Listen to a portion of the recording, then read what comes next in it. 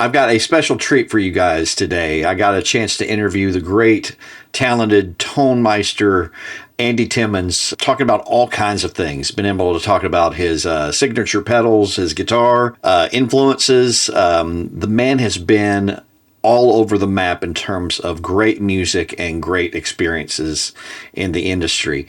Also, I just want to thank Sweetwater for sponsoring this video. If you click on any of the links below, it doesn't cost you anything else, but it does really help the channel. Also, as a special bonus for this video, if you stick around to the end, Sweetwater also sent me another Halo pedal that I would love to give away. So stay tuned to the end to find out how. This has been just an amazing thing. I just reached out on your website and there you were. I really do. This is, I had a website, obviously, a lot of my career since the internets, and I do always try to respond to people that reach out. Sometimes I don't have time, but you very kindly reached out, and I'm always happy to do whatever I can and hook up and hang, and I enjoy the process. So thanks for the interest and reaching out, man. To start, it's interesting because I saw your album, Your Ecstasy. Yeah. And that's a while back, and I'm right north of Louisville in southern Indiana. So I went to that record shop quite a bit, and that's your brother, right?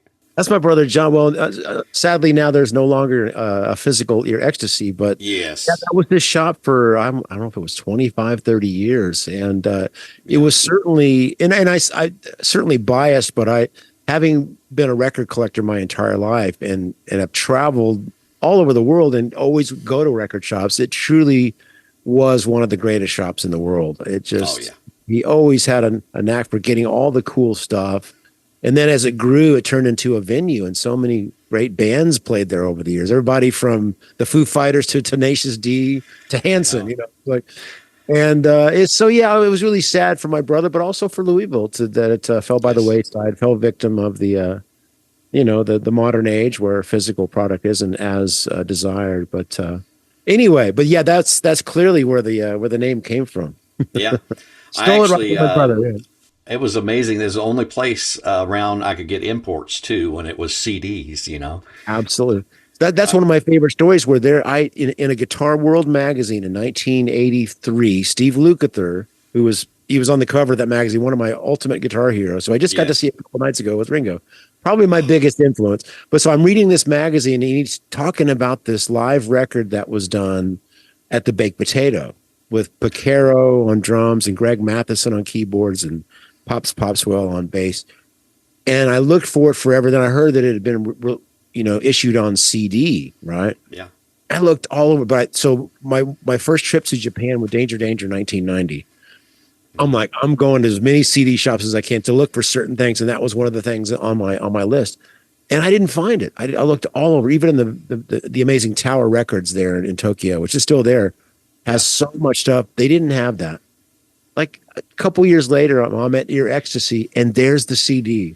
Like, it's at my brother's shop. I was like, man, I have searched the world over, Yeah, I was looking high and low for a band called Jellyfish that I was into. Oh my gosh, yeah, big Jellyfish fan. New Mistake was a single, but it had all kinds of stuff with it, and John was able to locate it somehow.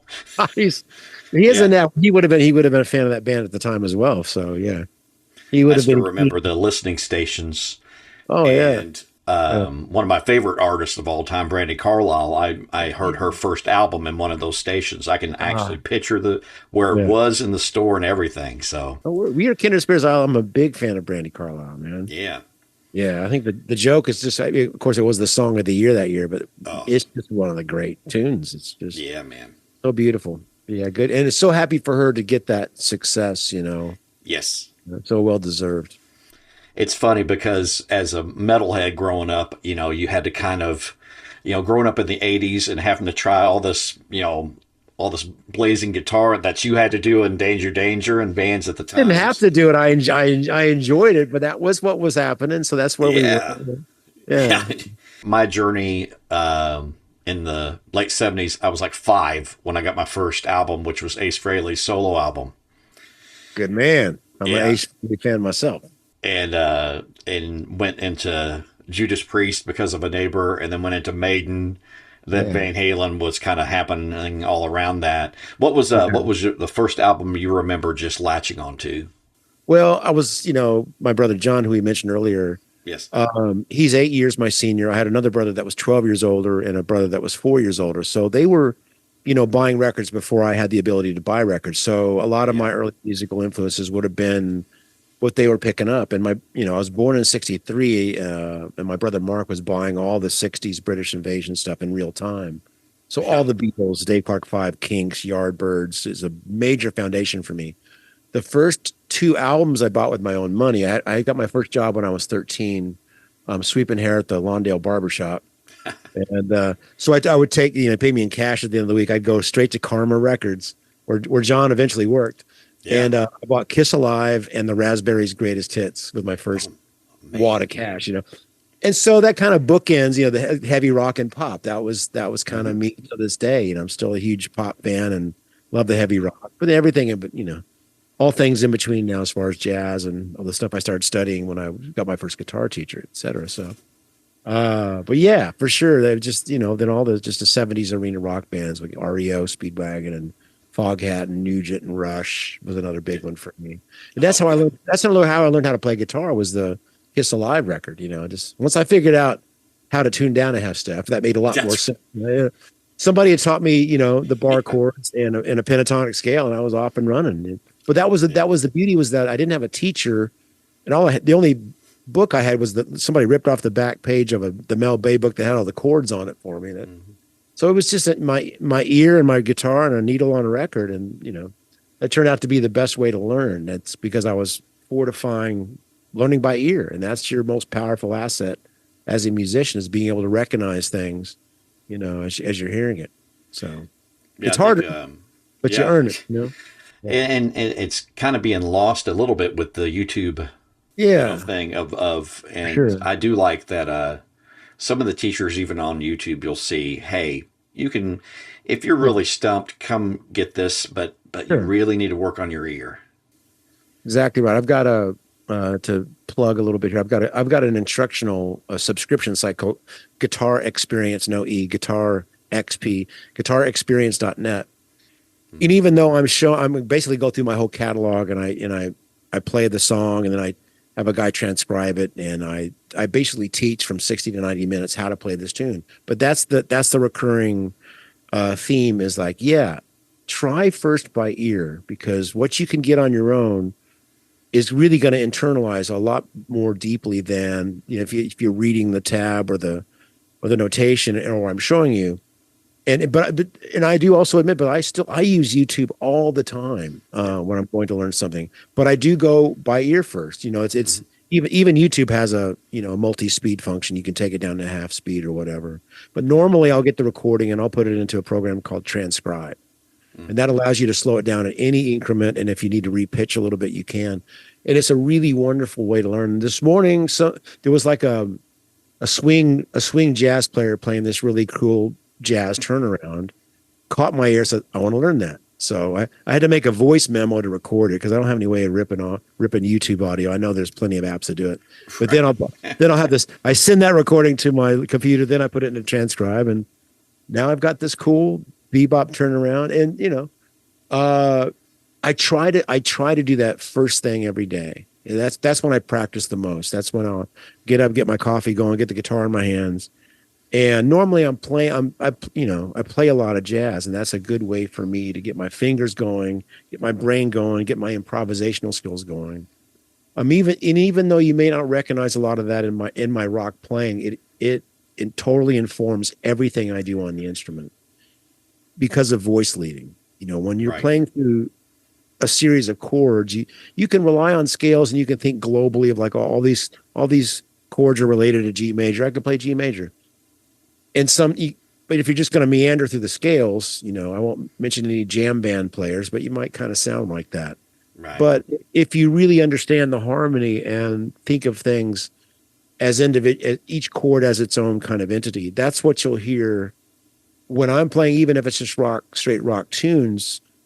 I will know the global key and make it shred in a key or whatever, but you're going to really hear each chord being referenced in the lines that I'm playing, or if I'm composing, it's very much like that too. So that's the kind of the muscle I exercise when I'm practicing, is that ability to navigate the changes improvisationally, just coming up with melodies. And I'm not trying to repeat a lot of licks. I'm trying to see where my ear takes me. You know what I'm saying? And yeah, through that comes a lot of stuff you've played before, but always looking for something new if I can get there. That's the challenge. That's the fun of it, you know. Before Metal Dad, I was able to play in. I would take my guitar cord right into an amp, had a boost, maybe a delay, Yeah. Yeah. but once this channel happened, now I'm actually building a pedal board.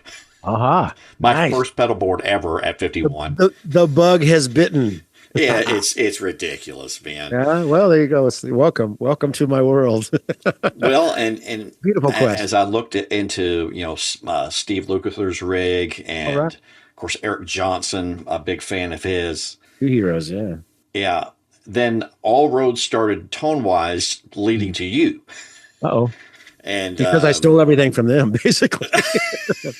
I mean, well, both of those guys are huge benchmarks for me. I mean, every artist, you know, if and when we kind of develop a voice, it's on the shoulders of who we've loved or still love, and who we've, you know, been influenced by. And those two guys are on my Mount Rushmore, no doubt, you know, and I love them and both. still fantastic to this Oh my day. God, absolutely. Yeah, man. I don't want to name drop, but I was with both of them on last Sunday. Ringo played in Austin, so I went down because Lukather's in the band, and so I got to go hang with him. And Greg Bissonette, of course, is Ringo's second drummer, and he and I have that band called the Red Cuts. But Eric Johnson was sitting next to me in the crowd. It was a good night for, you know, little kid Andy with his getting to see his heroes. Man, it was pretty special. Yeah. Man, that's amazing.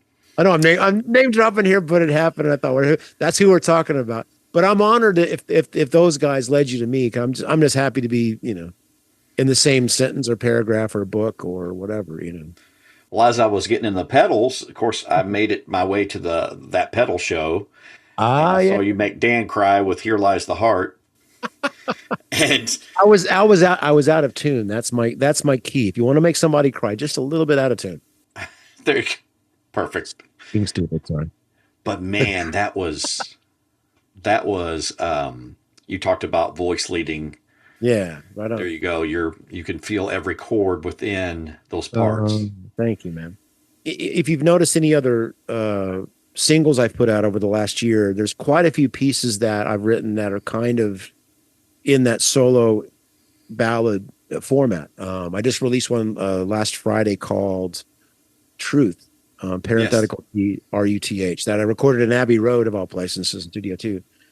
But they're all part of a collection that I'm going to release eventually. But I decided, instead of trying to record them all at once, I'm just going to record one at a time over a period of time, and then eventually release it as a collection called the Outlier Nocturnes.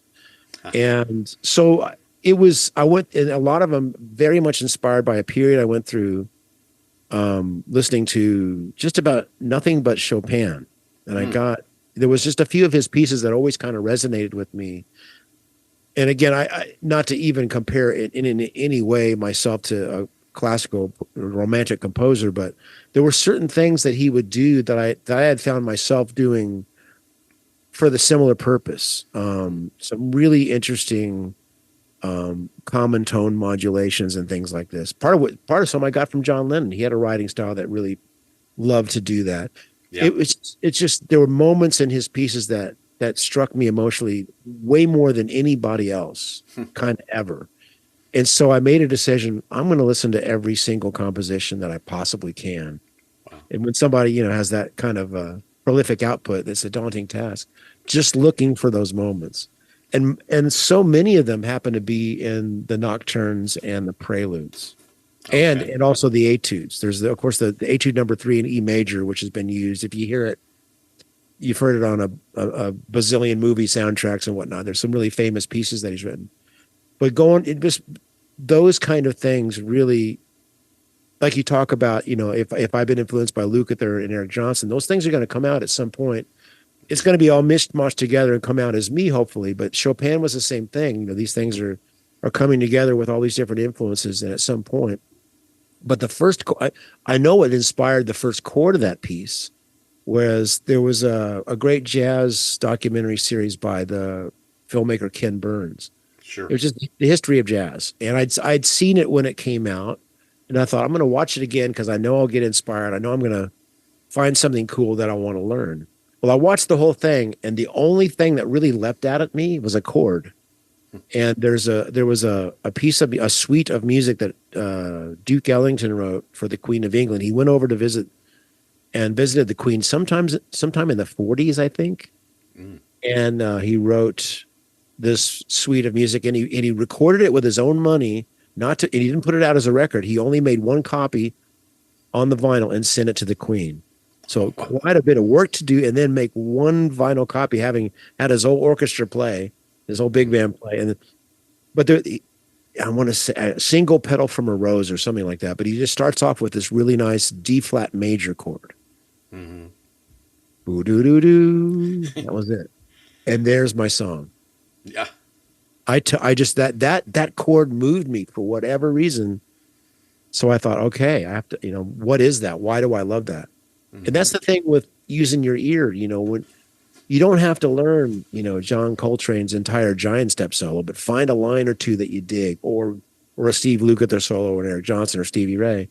It's nice to learn the whole thing, but find the particular moments that really fire you up and figure out why is that, or with any composition, why does that B flat on that A7 chord make me feel that way, Right.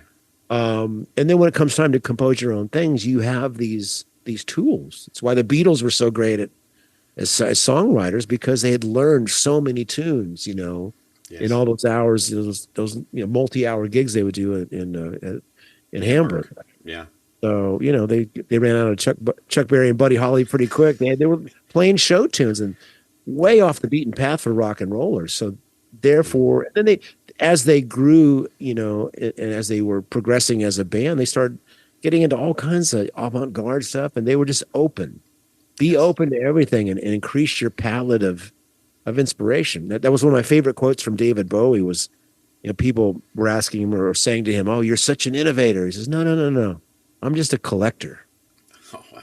And I thought that was a beautiful way to put it, because if you look at Ziggy Stardust, which is my favorite Bowie record, Mark Bolan was already happening. There was already kind of the glam thing, so he just kind of took some things and put it together a certain way and created this alter ego, and it worked on it. But he did it in such a way that it hadn't been put together before. So the same with Stevie Ray. You look at his influences when you hear Albert King and Jimi Hendrix, Yes. and a few other the blues guys, and wrap it up. But he delivered it in a way that nobody really had done, in such a level of authenticity and conviction. Yeah. There's these pivotal moments, like when I think of Eric Johnson, it was Austin City Limits, and One of the greatest performances of all time, just hands down. Yeah. and it's amazing to see him go through and show his Hendrix tunes on that show as Yeah, well. absolutely. Just amazing stuff. And Yeah. it was a kid that I was friends with, and his dad was a jazz head, and just loved different things. And again, expanded me out from all of these just more rock Sure. staples to that kind of stuff. You realize just how central you can kind of stay, and Yeah. and then all of a sudden you start hearing these different things, these different Sure. palettes, and it's just been an amazing trip. Yeah. And I tell players there's no shame, because I always tell them, well, if you really want to develop your own thing, you should branch out to get that. But maybe somebody only wants to play this particular guy's music. Yeah. There's some guys that love playing Stevie Ray stuff, and some that do it pretty dang well. Eventually they may want to start to vary their thing. But some people are like my son right now. He started playing. He's 20. He started playing guitar when he was 16, and so it was Pantera and Metallica that caught his ear. But now it's like really heavy death metal. Yeah. And that's all he's listening to. So, but he's got a band. It's called Disdain, Distain. Look them up on Instagram. They got their first EP out.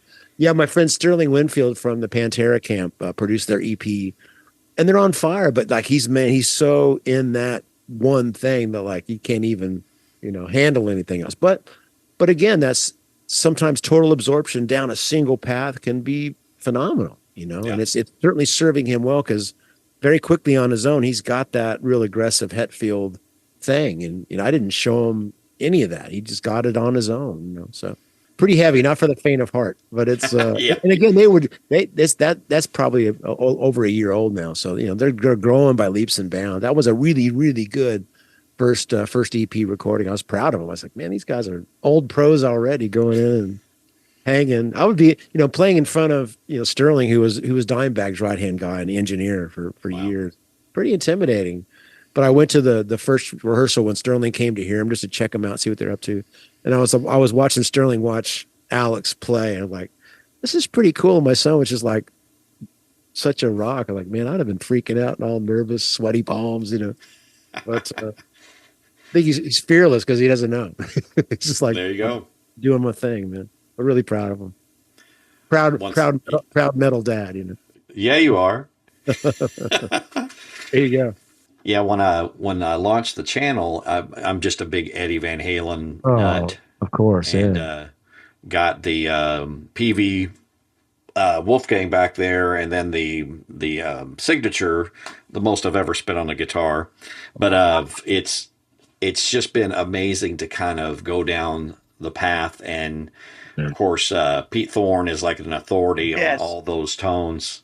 That's how I learned how to properly play, because I'd played Eruption, tried to play it when it came out, Yes. Even though I was doing it, finger behind, doing it like this because that's the only picture I saw in Guitar Player magazine. But when Eddie passed, I thought I need to do a tribute, but I really want to learn how to play Eruption correctly. And I saw his tutorial, which is really old at this point. Yes. He really gets inside that thing, and he's such a good teacher and such a good dude and a good player. So highly recommend. I'm sure everybody knows about him, but if you don't, check out Pete Thorne. He's so great. Yeah, and I actually saw him reviewing the Halo pedal. Oh, okay. And so that I've got I can't really show it here, but I've got my pedal board down here. It's got the Halo on it. It's got the Keeley compressor. Nice. And which I have on my board now too. I've got the Keeley compressor, which I really love. It's really yes. And then I'm running everything into a Universal Lion, and so I've done some direct stuff with it. Okay, cool. I haven't checked those out, but of course, anything James Santiago is involved in is freaking great. The guy, I know James a little bit, and he to start with, he's a great player, man. When so I've gone to NAMM shows for years, and there's usually just this loud noise of like a bazillion players playing, and a lot of guitar players. Every now and then, somebody catches your ear, like, what is that? And that was me one day. I was walking by, and he used to work for Voodoo Labs. And I heard this tone and this playing. I went, well, I'm going. I start walking towards that, and it was James. He was playing like just a part Strat and had a tone going that was just incredible. So we became friends. But yeah, since he's gone to Universal and what he's done on the aux and then all the gear that he's worked on is incredible. And he's an encyclopedia of guitar knowledge, not only playing but tones and amps and how things are recorded. Yeah, no, dude. So I look forward to checking those out. Yep. So you toured with Kiss, correct? With Danger? We did two different tours. We did a stint on part of the Hot in the Shade tour in 1990, and then we did 10 dates in the UK in 1992 when their Revenge album was out. Yeah. I mean, like I said, that was the first record I bought with my own money. So you might have a feeling of what that meant to me. I was like, absolutely. How is this even happening? Because growing up in Evansville, Indiana, and that was the first concert I ever saw. I saw Kiss on the Destroyer tour, 1976 at Robert Stadium. And, that day is kind of the day where this is what I'm doing. I was already playing guitar. I had just about to play my first gig. It just kind of felt like, this is the deal. So that's 1976. And then, 14 years later, there I am, on the side of the stage every night watching like a hawk, grinning ear to ear, as was Bruno. Everybody in Danger were big Kiss fans, but Bruno and I particularly, we were just every night on the side of the stage checking it out. Yeah, they were doing well. See Hot in the Shade, and I was mad about it because that was like one of their best staging. They did. They had Leon Sphinx Yeah. That's what they called him. They called Leon the Big Sphinx, you know. But they were good. They were great. That was Eric Carr's last tour, so I got to know Eric a bit, you know, during those days. And Yeah. yeah, but no, they treated us great. And Gene and Paul were just a blast to hang out with. They were, yeah, they're really both sharp New Yorkers, you know. And I was, you know, I was the transplant, but all the other guys in Danger Danger were New Yorkers. So there was a camaraderie there, and we learned a lot from them. I mean, we were just this up and coming band, but to be thrust into playing some arena gigs, you know, we just watch those guys. That's how you do it, you know. When I think about Eddie, he created just so many things of stuff that wasn't created yet, just Yeah, to be able to play what he wanted to play. And sure. that's again coming back to you. I feel like that's what you've done with your pedals and your signature guitar, all this stuff. It's like You I man. have to have something that I need, Yeah. Well, and that that's the impetus, and that's why, especially with the Keeley pedals. Well, yeah, to have a signature guitar it's an incredible blessing, and I was, you know, very happy to work with Ibanez, and they put the guitar together exactly like I wanted. And mhm, now, you know, I've got a great pedal with JHS, which was basically a modified pedal that they already had out called the Angry Charlie. yeah, But when I decided I really wanted to work on this particular delay sound that I wasn't getting out of any one piece of gear, it was kind of like I had my EP3 tape echoes that I love. I love the Memory Man, and I was getting similar sounds with the Strymon, highly curated, but nothing was yeah, kind of doing all the things as I was hearing it. And I went to my good friend Daniel Steinhardt, who you know from the Pedal Show, yes, and I said to him, "Who should I go to? Who would be best to work on this idea with me?" And he didn't think about it for a second. He says, "Robert Keeley." yeah, And we were at a NAMM show, which is very handy because every manufacturer is there at one time. He yeah, walks me right over to where Robert Keeley's booth was. He introduces us. We talk about the idea. He says, "That sounds like a great idea." And so whenever that was, that might have been 2019. Then a few things happened. One, there was this pandemic you might have heard about. yep, And then Robert had a pretty serious health issue. So it took a while for us to get there. But it's now the second anniversary. So that tells me that the first Halo came out in 2022. But yeah, it took about a year and a half of constant back and forth work to get it exactly right. And the beauty of working with Keeley is that they're 3 hours away from me. They're in Oklahoma City, and I'm in a North Dallas suburb called McKinney. So it's literally 3 hours yeah, doorstep to doorstep.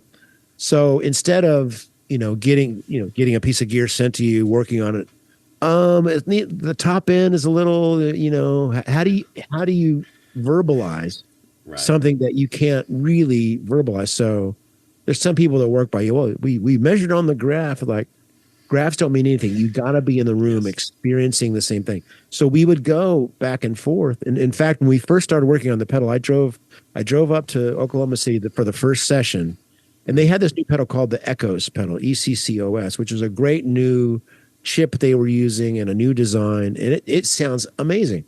But when I brought in my tape echoes and my Memory Man and all these things I was using, we started comparing, and they kind of heard what I was going for, because they thought, oh, we'll make a couple of tweaks and we'll be done, you know, by Thursday, right? Well, we realized pretty quickly, like, well, this isn't as nearly as close as, you know, some of us hoped. After all that time and going back and forth, it was clear that nobody wanted to settle for, well, that's really good. You mhm, know, it had to surpass the Strymon, which had been on my board for a long time, because people know, you know, they know what you're using. And my ethos all these years is I'm not just going to use something to have a signature thing. You know, it has to very much honestly be what I'm using, because, you know, growing up in the 70s and 80s, you'd see guys in magazines and have this gear they're promoting, and you know, 1,000% there's no way they're using that. mhm, It's just like, right, this isn't so that kind of stuck with me throughout my years. And when I was in that position, which is a huge blessing, you know, the last thing I want to do is mislead anybody. So, but they were the same, you know, ethic of like, let's not settle for anything. You know, when we go through and do all this work, you know, we change something. Oh, it's better, but listen to what that did to the top end, or what about, you know, and it's to some people that could be aggravating and maybe not make as much sense as far as economics or whatever. But it was clear that they were like me. We're like, that's not. eventually you do have to have a product and have something to sell, and hopefully people dig it. But it was clear to me that like I feel about my music, I'm not worried about that. I just want to get this as great as I can get it and hope people dig it. And so when it all comes together in such an organic way, it tends to work out somehow. I mean, somehow I keep the lights on, and I've got enough guitars, and I got pedals. I'm a happy guy.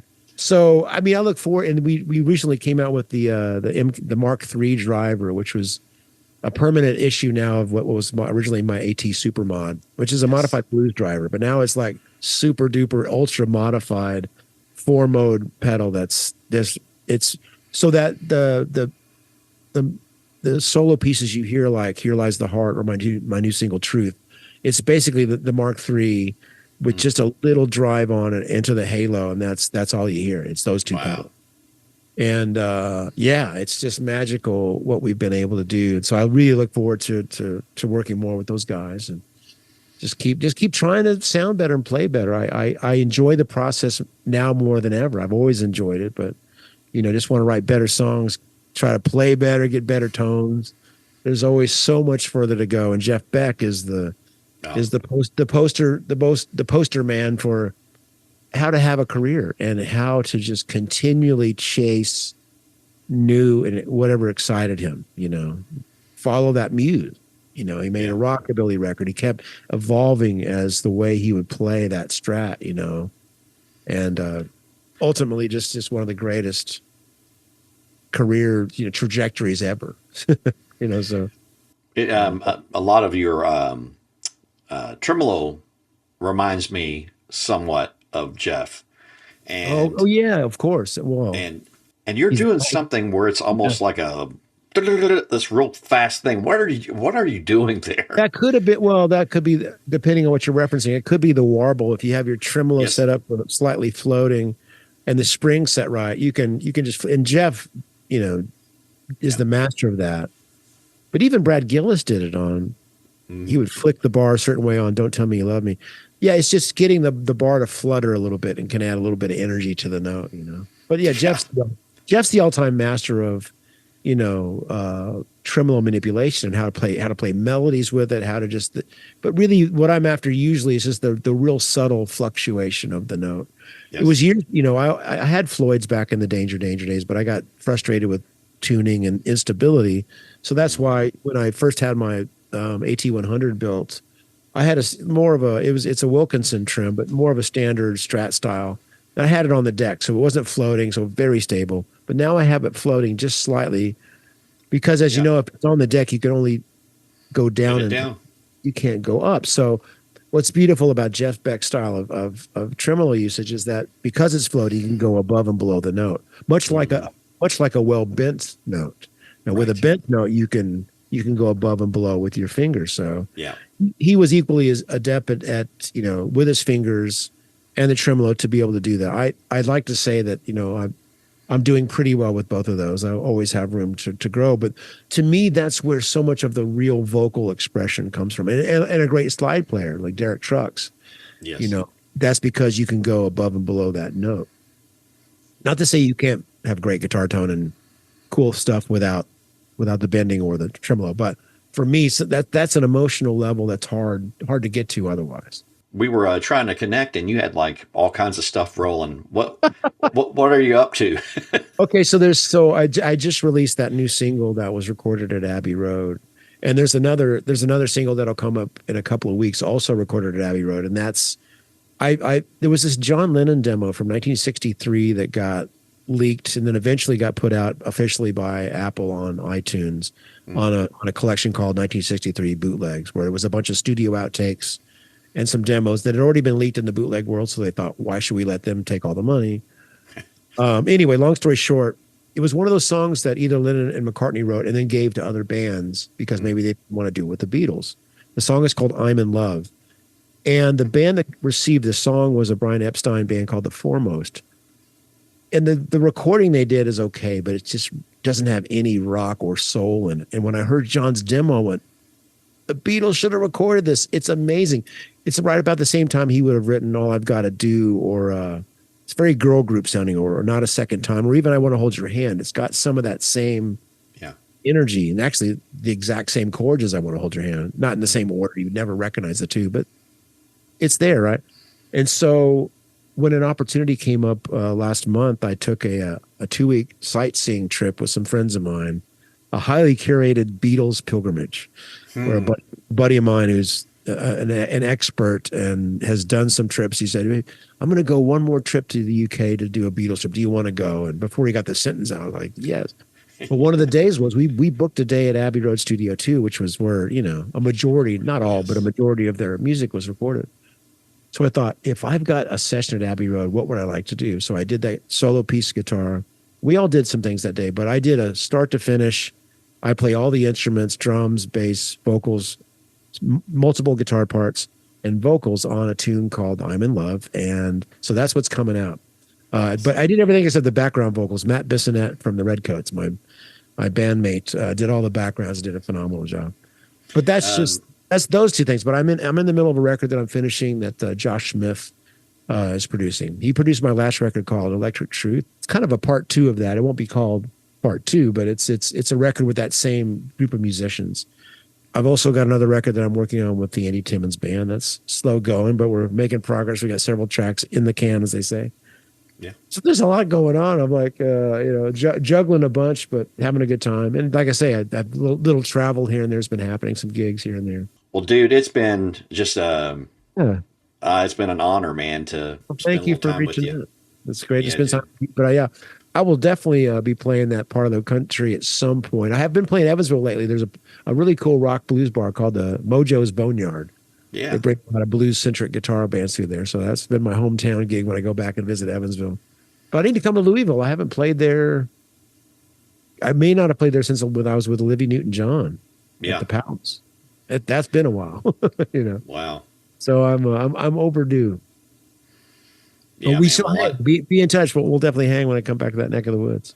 Absolutely, dude. Well, again, thank you for just for hanging. Just thank you also for just going after just the quality that you do, man. And just we're all on this crazy journey of music, and it's beautiful to see that you're still out there just doing great things. So well, it's you point that out. It's like we've got this music in our lives. I've said it a million times, but we got to realize how blessed we are to have this really positive thing to focus on. Because as we know, the world goes crazy.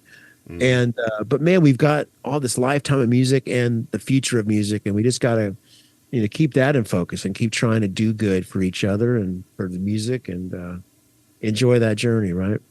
Yeah, absolutely, brother. Thank you, man. All right, man. I'll talk to you soon.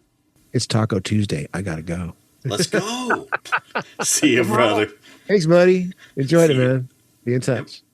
Again, I want to thank Andy Timmons for just an amazing interview, and I just thank him so much. To win the Halo, an amazing delay pedal, go to metaldad.net and sign up for the Metal Dad mailing list. I won't spam you a bunch. It's not like that. But put your name in, your email, and I will put your name in a random generator, and we will decide a winner. And so I'll contact you that way. I will not ever contact anybody. You will never see any links in my feed on the comments that anybody has won anything from me. Make sure you go through the proper channels, metaldad.net, and sign up for the mailing list.